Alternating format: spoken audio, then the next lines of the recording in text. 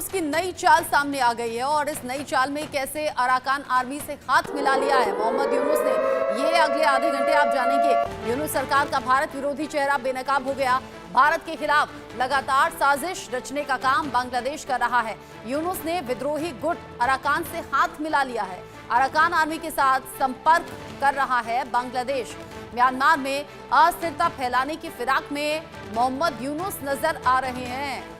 Myanmar की अस्थिरता का फायदा उठाने की फिराक में मोहम्मद यूनुस, और ऐसे में अब अराकान आर्मी से हाथ मिलाने की खबर भी सामने आ रही है। एक तरफ तो भारत के खिलाफ साजिश रचने का काम बांग्लादेश में लगातार हो रहा है। मोहम्मद यूनुस की सरकार ऐसा कर रही है और अब इस साजिश के बीच में यूनुस ने विद्रोही गुट अराकान से हाथ मिलाया है। अराकान आर्मी के साथ संपर्क बांग्लादेश कर रहा है।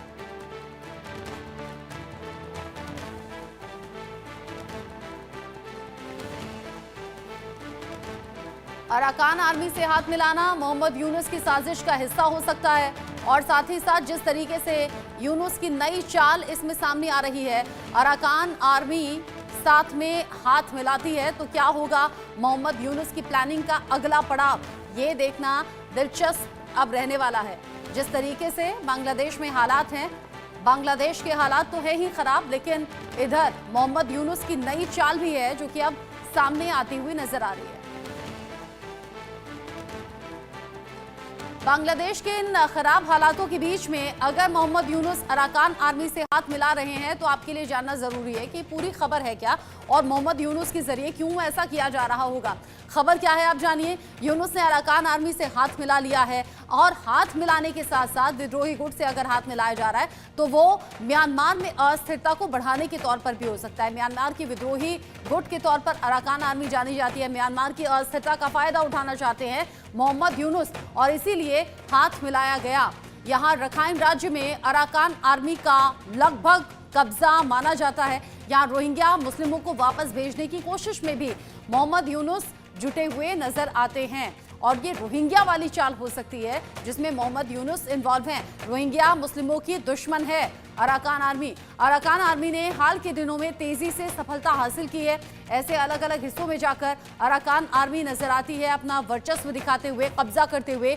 यूनुस ने अराकान आर्मी से हाथ मिला लिया है। अब कैसे म्यांमार में बदले हैं समीकरण, ये भी जान लीजिए। 2021 के सैन्य तख्तापलट के बाद से अस्थिरता ज्यादा देखने को मिली है। लोकतांत्रिक सरकार को अपदस्थ करने के बाद में उथल पुथल ज्यादा देखने को मिली और इन सब के बीच ही कई विद्रोही गुटों से लड़ रहा है यहाँ पर जुंटा शासन।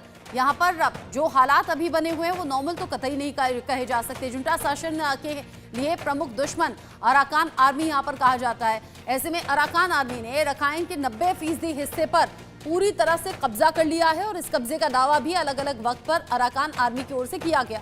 रखाइन से अराकान आर्मी ने हजारों मुस्लिमों को भगाने का काम भी किया है। अब इन सबके बीच जिस तरह के हालात बने हुए हैं, उन हालातों के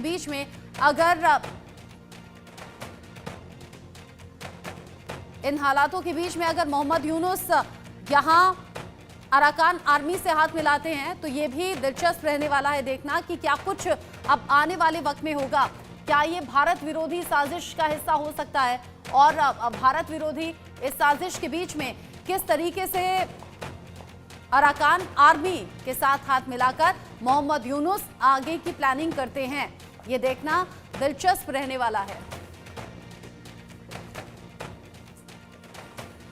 इस खबर को लेकर हम बात करेंगे। मेरे साथ में जुड़ गए हैं मेजर जनरल रिटायर्ड अनुज माथुर सर, डिफेंस एक्सपर्ट के तौर पर, और साथ ही थोड़ी देर बाद निपुण आलम बयान जी भी मेरे साथ में जुड़ेंगे विदेश मामलों के जानकार के तौर पर। अनुज माथुर सर, जो हालात बांग्लादेश में बने हुए हैं वो तो किसी से छिपे नहीं है। अब बांग्लादेश से खबर कुछ इस तरह की सामने आ रही है कि मोहम्मद यूनुस ने अराकान आर्मी से हाथ मिला लिया है अपने मतलब के चलते। भारत को कितना सतर्क रहने की जरूरत है और क्या प्लानिंग हो सकती है इसके पीछे?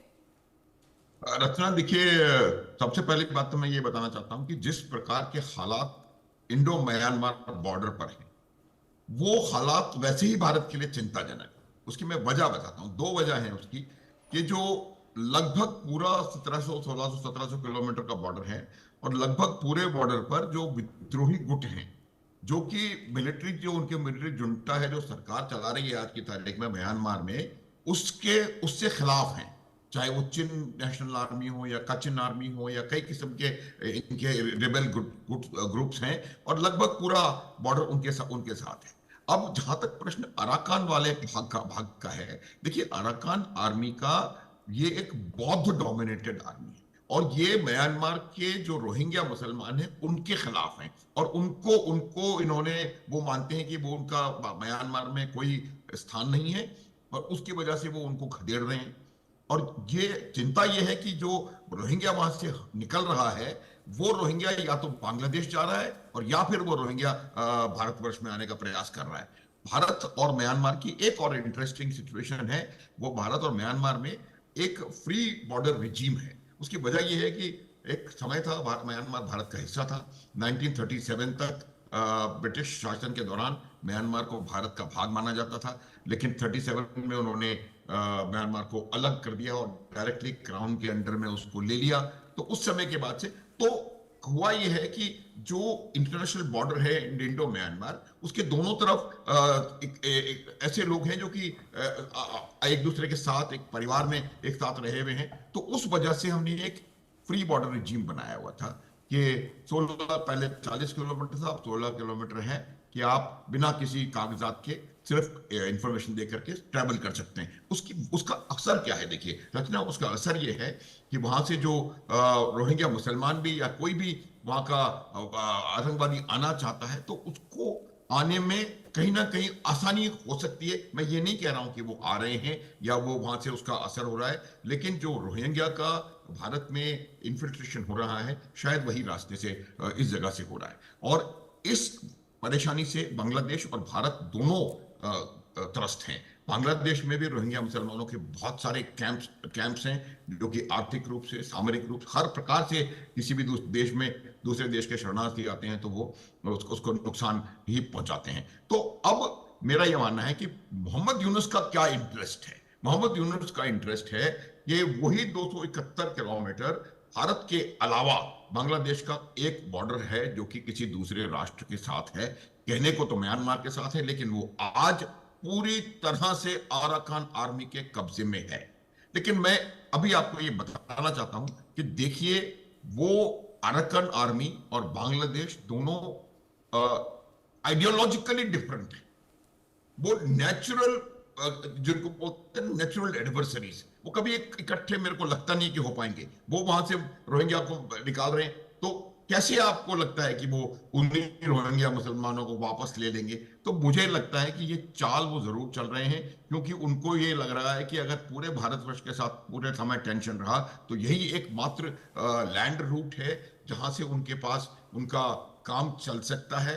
और ये लैंड रूट भी अगर एडवर्सरी में चला गया तो उनको बहुत परेशानी होगी। लेकिन इन लोगों की जो मित्रता है वो बहुत ज्यादा, मुझे नहीं लगता उसका कोई लाभ होने वाला है, क्योंकि जो फंडामेंटल इशू रोहिंग्या मुसलमानों का है वो इशू बना रहेगा। लेकिन फिर भी मोहम्मद यूनुस जो है वो ये चाल जरूर चल रहे हैं, क्योंकि वो उनका जो एंटी इंडिया स्टांस है, रचना आप देखिए, इतना जबरदस्त anti India rhetoric Mohammad Yunus ने बांग्लादेश में क्रिएट कर दिया है, जो कि कभी कभी नहीं था। जो वो देश जिसको कि हमने बनाया, रचना, और ये बहुत पुराना इतिहास नहीं है, इस बांग्लादेश को हमने बनाया है, और वहां पर आपने इतना एंटी इंडिया सेंटिमेंट को बढ़ा दिया है। उसकी वजह यही है कि इस वजह से वो चाहते हैं कि किसी प्रकार से अराकान आर्मी से उनके रिलेशन सुधरें, लेकिन आने वाले समय में मुझे नहीं लगता कि यहाँ पर बहुत ज्यादा उनको सफलता हाथ में लगने वाली।